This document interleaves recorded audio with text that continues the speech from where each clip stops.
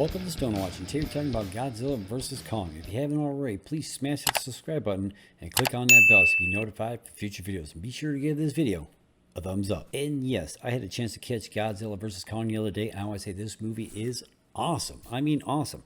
Now I kind of wish I would have caught it on the big screen for the first time when I saw it, but I was out of town for work when this thing dropped and I wanted to see it, and I wasn't really too sure what the theater situation was on where I was at, so I figured, you know what, I already have a subscription to HBO Max, and considering this was one of the reasons why I got the subscription, I'm going to play this thing safe and I'm going to watch it on air. So unfortunately for me, my first viewing of this movie was on my laptop screen, which is not that big at all, but I did get to see it. I'm glad I did. But I do want to say though, 15 or 2, I was willing to pay matinee price for this movie, mainly because I'm cheap, but I was willing to pay matinee price for this movie, so it is what it is. But if you really stop and think about it though, my subscription to HBO Max is $15. Now again, considering this is one of the reasons why I got the subscription, the other one was so I can see the Snyder cut, so that's 2 movies, and you divide that in half, that makes it $7.50 a piece. So it's pretty much matinee price.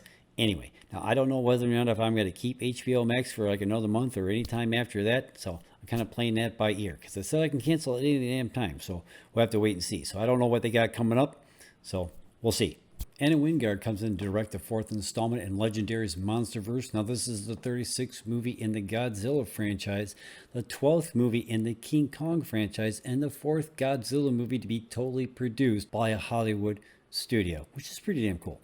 Eric Parson and Max Bornstein are the screenwriters. Starring in this movie, we have Alexander Skarsgård, Millie Bobby Brown, Rebecca Hall, Brian Trey Henry, Shun Oguri, Elza Gonzalez, Julian Dennison, Kyle Chandler, Damian Bashir, and Terry Notary comes back to do the motion capture for Kong, and TJ Storm returns for the 3rd time to do the motion capture for Godzilla. Now, I tried to find out who was doing the motion capture for Mechagodzilla, and I could not find a name. If you can, let me know in the comments down below, because I think it was a damn shame that these 2 guys alone were not listed with the rest of the cast, and they should have, because doing this motion capture stuff is not as easy as people think it is, and I think it makes it feel more real just knowing that there's somebody actually acting out the part and it's just not strictly just computer generated stuff. I mean, you know, like most of it is, but just knowing it was based on somebody's actual movements makes it more real, at least in my opinion. Let me know what you think about that in the comments down below. Currently, this movie is sitting at a Rotten Tomatoes score of 80% and an audience score of 93%. They brought in $123 million internationally and $9.6 million domestically, which gives us a total of $132 million total for opening day, which is pretty damn good. Now, they're saying this is the 4th highest grossing movie of 2021, which is pretty damn cool, and it says a lot, but not saying a whole lot. Now, most of the theaters in the United States weren't open, and the ones that were only opened up to partial capacity, so that's saying something. So it makes you kind of wonder how this movie would have done if like movies would have been opened up to like 100% capacity, right? I mean, it's doing pretty good. Who knows what the numbers are going to be by the end of the weekend? Hopefully it does pretty good.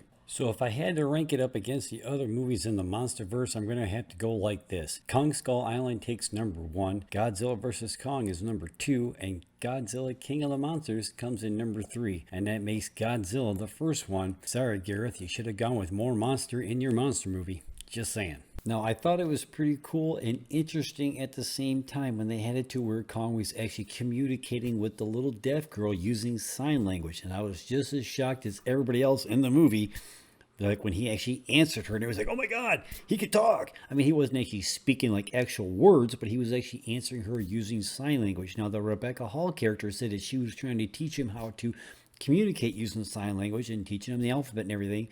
And it didn't seem like he was catching on, but apparently he was catching on a lot more than she realized.